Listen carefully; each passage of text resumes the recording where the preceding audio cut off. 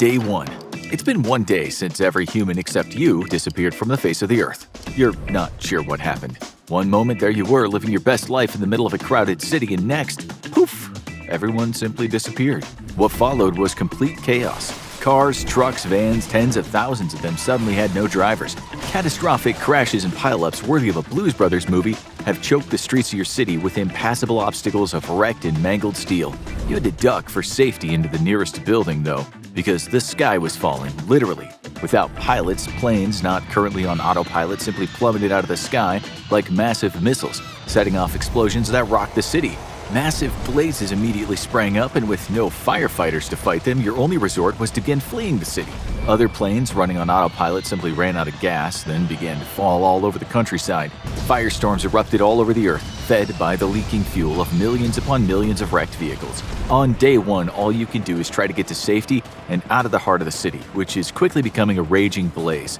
You opt against taking a car. The streets are simply too choked with stalled, abandoned, and wrecked vehicles, so instead you hop onto a bicycle and pedal for your life. The fires grow to massive proportions, feeding off the many combustible materials that make up modern city life. By the time you got to safety, dusk was already falling, and the city behind you glowed bright orange from the flames. As day 1 comes to a close, you manage to find something to eat at a convenience store. You don't bother saving any for later. You now have literally an entire world of food at your disposal, but most of it will go bad very quickly. That's because when night comes, only part of the city lights up with automatic streetlights. Fire has damaged the power network, and the lack of humans has caused many power plants around the world to shut down. Refrigeration will soon fail. Day 2. You need to think about survival, so day 2 is spent scouting out a place to stay in the outskirts of the city, one of the areas that still has power. That means the plumbing still works, but not for long. Without human supervision, nuclear plants begin to automatically shut themselves down to avoid meltdowns. Coal, oil, natural gas plants, they're all shutting down as they run out of fuel. Your city manages to hold out for half the day before it too loses power. But there's other municipalities powered by renewable energy, and those will last a little bit longer. So you pack up your stuff and siphon gas to make the necessary trip. The highways are also a mess, but large enough to be traversable. A good four-wheel drive vehicle lets you hop off-road when necessary to avoid big trouble spots. In the rearview mirror, the unattended fire is spreading across the city and even into the surrounding wilderness. There's no fire departments to manage the blaze, and yours isn't the only city on fire. By the end of the day, most of the world's major cities have been devastated by massive, fast-burning fires. If you weren't the last person on Earth, you hope that whoever else was left got out of the cities as quickly as possible. On your trip, you run across a lot of pets running loose. These animals have had to face a tough choice: break free from their homes, cages, or enclosures, or starve to death. Natural instincts kicked in, and now former pets roam free across America and the rest of the world. Millions upon millions more will die, though, locked up in houses, apartments, or cages with their owners having disappeared. Inside zoos all across the world, animals who are used to being routinely fed aren't getting their daily meals. This has caused some of the animals to get extremely agitated and test the limits of their enclosures. Many of them too will die in their enclosures, but some will manage to escape and break free. Lions roam freely on the streets of America and beyond. Day 3. Big Ben rings out for the last time. The massive clock needs to be wound every 3 days, and with no one around to do it, the iconic landmark goes silent forever. Eerily silent, wild animals have begun to probe the borders of human cities, places they had before avoided like the plague. The first are the predators, always opportunistic and looking for an easy meal. And there's plenty of food left lying around and easily accessible for wild animals to get to. But formerly domesticated pets make for pretty good prey as well. The animals having few of their formerly wild instincts and, in most cases, never having come face to face with a predator. Dogs, however, have begun to form roving packs, reverting back to their natural instincts to gather into groups. Smaller dogs end up meals for larger dogs, and smaller breeds are being far more successful at survival than the larger breeds. Originally, dogs such as terriers were bred for pest control or hunting small game, and in a world made up of massive abandoned cities, those smaller breeds find plenty of game in cats, rats, and other small animals. Larger dogs require more calories, and without the instinct to seek out large prey in the wild, big breeds are the first to start to die off. Many birds are also starting to enter into a dramatic decline in population numbers. Seagulls and pigeons, for example, have heavily relied on the human population centers as a source of easy food. But with no humans generating trash and organic waste, the food supply is dried up. Some of these have long forgotten natural hunting instincts. And who even remembers what pigeons used to eat before they were fed breadcrumbs at city parks or picked through your garbage bags? Day 10. The fires have finally died down in most of the world's cities, leaving behind smoldering ruins and putting massive plumes of toxic ash into the sky. You're having to survive off bottled water because the rain is laden with all kinds of heavy metals and nasty chemicals, making most water sources completely undrinkable. The general lack of maintenance has finally caused most of the world's green energy power generating plants to finally shut down. But you could count yourself lucky because inside nuclear power plants left unattended, disasters are unfolding. Nuclear generators can be managed for a time without human supervision, but not for long. Eventually, the pumps providing cooling water will inevitably fail, and massive steam pressure builds up inside the heart of each reactor. Explosions rock the plants as one by one the reactors blow their tops and vent thousands of pounds of highly radioactive steam. The uncooled fuel rods, however, continue to melt through the casing of the reactor and drop to the floor of the facility. Some will penetrate even the concrete foundation and might end up contaminating groundwater supplies. For now, it's best to steer clear of any nuclear power plants and remain upstream of them, as they vent nuclear materials into the air and water around them. Wildlife in the surrounding areas begins to die off over the next few days from the amount of radiation vented into the countryside. But the damage is limited in scope. Hundreds of miles from the nearest nuclear power plant, you're safe from the effects. But you've got a bigger problem. Bottled water is going to last you a long time as you keep the plastic bottles out of the sun. But food won't last as long. There's canned goods galore, as not even the huge city-consuming blazes could eliminate all stashes of preserved foods. But you're going to be dealing with heavy sodium intake if you live off preserved goods. There's also a real concern on vitamin deficiencies, so you supplement your canned diet with vitamins you loot from a pharmacy. While you're at it, you raid one of the few remaining physical libraries to get your hands on any medical textbooks so you can prepare for the worst. Knowing first aid is no longer a nicety, it's an absolute survival necessity. While you were at it, you decided to pick up additional survival skills. The internet is no more, but you can still find plenty of survival materials in libraries and specialty military surplus and prepper stores. Knowing how to make fires without artificial aid is a great skill to have. Sure, you have billions upon billions of lighters to loot at your disposal, but the fuel inside them can go bad. Butane is especially prone to evaporating. It might do so in a matter of days if left out in the open. Gasoline will likewise go bad due to oxidation, and could last anywhere from a few months to a few years before either breaking down or evaporating. You take advantage while you have plenty of available gas that can be siphoned off other vehicles and drive around to gather supplies for long-term survival. This means tools to help you feed yourself, things such as fishing poles, rifles, lures, snares, and traps. You could probably live for a decade or more on non-perishables left all around the world, but once gas goes bad, you'll have a hell of a time actually getting around and gathering them up. Year 1.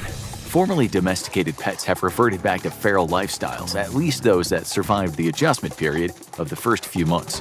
Small breeds have done pretty well for themselves thanks to the plethora of rats and mice inside human cities. Cats likewise have done well, being very independent already. Large breeds have fared much worse though, and few of them remain alive. Winter was especially hard for the populations of former pets. Many of these dogs and cats have been moved to places they couldn't naturally survive winter without human help, and in these places they've largely died off. Most temperate locations, such as the ruins of the city you live next to, however, have allowed many of these pets to survive through the winter. As more and more wild animals invade the cities, even some larger packs of dogs have managed to survive by grouping together, though there's definitely many more small breeds left than big breeds. The city looks largely as it did when people disappeared, minus the burn damage. Grass and weeds have managed to overgrow any green spaces, especially the city parks, which were previously kept nicely manicured and orderly.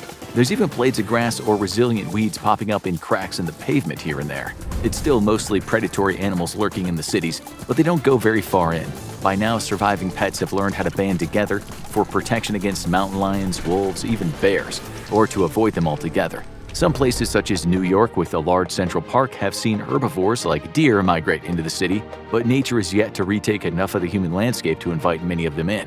With the exception of cities along the equator, here the fast-growing vegetation has already started to overrun human settlements. Fast-growing vines and bushes have invaded cities in places like Brazil and equatorial Africa.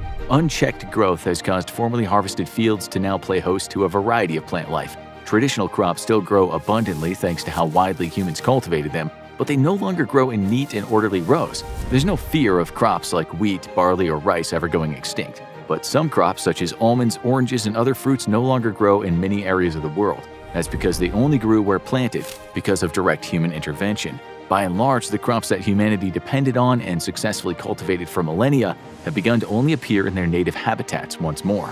Year 5. Massive herds of wild cattle, sheep, and even horses reign free across the American Great Plains. These are amongst some of the most successful animals on Earth thanks to the sheer quantities that humans grew them in. Chickens are also doing exceptionally well for themselves, considering humans grew and killed billions of them each year. Despite being very easy prey, formerly domesticated animals have such vast populations that even abundant predation isn't enough to seriously dent their numbers. This has in turn led to an explosion in predator species across the US and beyond. Populations of coyotes, cougars, bears, and wolves have all bounced back to pre-human settlement levels. In Europe, where wolves have been extinct in most places for hundreds of years, massive packs now wander through human cities grown over in thick vegetation. Nature has turned former human cities into urban ecological preserves. Greenery has overtaken gray concrete with astonishing speed, and young forests have begun to encroach on the outskirts of human civilization. With new trees come all the wild animals that make their home there, adding to the speed with which animal life is taking over former human cities. You can't rely on canned goods and other non-perishables anymore, as you no longer have access to gasoline with which to drive vehicles around and gather food. Instead, you've learned to hunt and fish for your survival, along with plenty of wild gathering like your ancestors used to do. Year 10. Moss, flowers, grass, and small trees have wormed their way into the very heart of human civilization, consuming the slowly crumbling ruins. This is good for you because you can make easy shelter inside the ruins of the city. And with greenery returning to the cities, animals follow, which means food. You managed to set up a small farm of sorts for yourself right in the heart of the city, rounding up chickens, which have spread from farms to temperate areas across the country. You build a coop and have a constant supply of eggs. Cattle might have become wild again, but are still largely complacent after millennia of domestication, and it was easy to round them up and even breed them. You don't bother to pen them in and instead let them wander around on their own. Those you butcher for food are a culinary snob's wet dream. Real farm-to-table pure organic and free-range beef. Dogs still remember how to be man's best friend, but even more importantly, they know that humans equal easy food. Thus, it was easy for you to re-domesticate a pack of them, which help guard your livestock. In exchange, they get your scraps. You've re-domesticated the dog exactly the way our ancestors did when they were wild wolves. The kinship between humans and canine is based on mutual benefit and food. The biggest danger in the last 10 years was the collapse of dams all across the country, unleashing billions of gallons of water in devastating floods that wiped out entire towns from the map. With no humans to monitor the water levels and operate sluice gates, water pressure built and built behind the dams until they finally burst. Also, with no humans to drain the water away from their cities, farms, and water parks and industry, rivers like the Colorado have returned to their former glory and caused the collapse of the entire dam network built along its course. Much like other dammed rivers around the world, the Colorado now runs as wild and free as it did 200 years ago. Year 20. The night sky started having additional falling stars. After 2 decades in orbit and with no commands from the ground, satellites have begun to fall back to Earth. Even in the vacuum of space and high above the Earth's atmosphere, satellites still experience a tiny bit of drag from gas and dust. Even if it's just a few molecules the satellite's slamming into, all those impacts add up, leaching speed from the satellite and inevitably causing it to fall back down to Earth. Other man-made objects like the International Space Station only took weeks to fall back to Earth in a fiery wreck.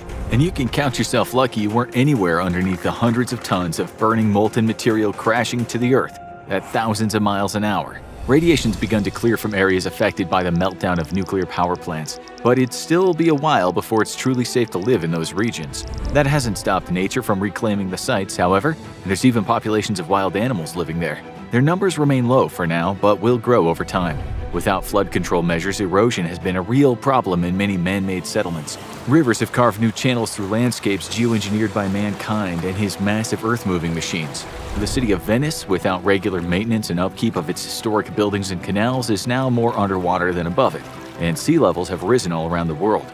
Despite there being no more human activity to drive climate change, lingering emissions from billions of cars, factories, ships, trains, and other polluters are still in huge quantities in the atmosphere. These will break down over time, but for now, the temperature's increased by 0.5 degree Fahrenheit, or 0.3 of a degree Celsius. Polar and Antarctic ice continues to melt, albeit at a greatly reduced rate, and sea levels have risen several inches. Coastal cities like Miami have largely been swamped by increased sea levels and storms. And all around the world, massive man-made container ships have long been sunk. Now they make for artificial reefs, which are home to rebounding fish populations. Year 40. Age is catching up with you. In the civilized world, entering your 60s, you would not be a big deal, but in this new world without modern medicine or modern convenience, you've been lucky to make it this far. Most people would have died of injury, disease, or simply malnutrition in their 40s, but you have some of the benefits of civilization to keep you hale and healthy. Having firearms and plenty of ammunition, which lasts for decades if not longer, helps keep you well fed. If you had to hunt the old way with spear and bow and arrow, you probably wouldn't be as well fed as you are now. Still, it's becoming very difficult for you to keep surviving in this world turned wild. The city's barely recognizable anymore, and places where millions of pedestrians and shoppers used to flock are now completely overgrown by urban forests. Skyscrapers have years ago started falling in on themselves, as their foundations and structural cores weakened due to exposure. Their windows were the first to go within months or a year or two of humans disappearing, and this exposed their inner core to rot and mildew. After a few decades, even the mightiest skyscrapers started falling. Now they loom like artificial mountains that resemble broken, jagged teeth. Global warming has been at last halted, and the Earth has topped out at just over half a degree Celsius or 1.1 degrees Fahrenheit. Polar ice loss has likewise been halted, and the seas have stopped rising. Over the next century, the polar ice will return as the Earth readjusts to a pre-industrial age environment. Fish populations all around the world, formerly on the very edge of complete collapse, have recovered as well. The ocean is truly and well wild, and now teems with life as it once did. Populations of tuna, once fished to scarcity, have returned in force, as have the vast quantities of other formerly overfished species. Coral reefs have also mounted a great comeback, despite the ongoing effects of coral bleaching, and the wrecks of tens of thousands of human ships have helped endangered corals find small pockets of shelter on which to anchor themselves and bloom. Forests are once more reclaiming the American East Coast, and London is slowly but surely reverting back into a swamp. It'll still take a century or more for nature to completely undo the dramatic environmental engineering that humans have conducted over millennia, but eventually, even the mightiest concrete buildings will crumble and break. You won't be around to see it, but within 1,000 years, forests will have completely recovered from the effects of humanity all around the world. Not long after, only few human ruins will remain identifiable. Plastics, however, which we produced in staggering abundance, will remain for over 25,000 years or even longer, becoming humanity's tombstone and the only sign we once ruled the world. Somehow, that seems fitting. You have no descendants to pass on your experiences or knowledge of a world before humans disappeared, and your only friends are the ever-growing pack of dogs and livestock that have kept you company for decades. Without you, the dogs will revert back to their wild instincts and prey on the livestock. But there's so many of them by now that both populations will thrive and survive. Life is hard without modern conveniences or the help of others, and shortly after your 60th birthday and 40 years being the last human on Earth, you close your eyes for the last time. As you fade away, you wonder who will inherit this new world. Will the new primate species rise up and become sentient? It seems likely, as apes are the best adapted for advanced intelligence and the tool use required to build civilization. Perhaps then the entire process will simply repeat itself, a new great ape civilization built on the ruins of the old one. Now go check out What If the Earth Stopped Spinning Minute by Minute, or click this other video instead.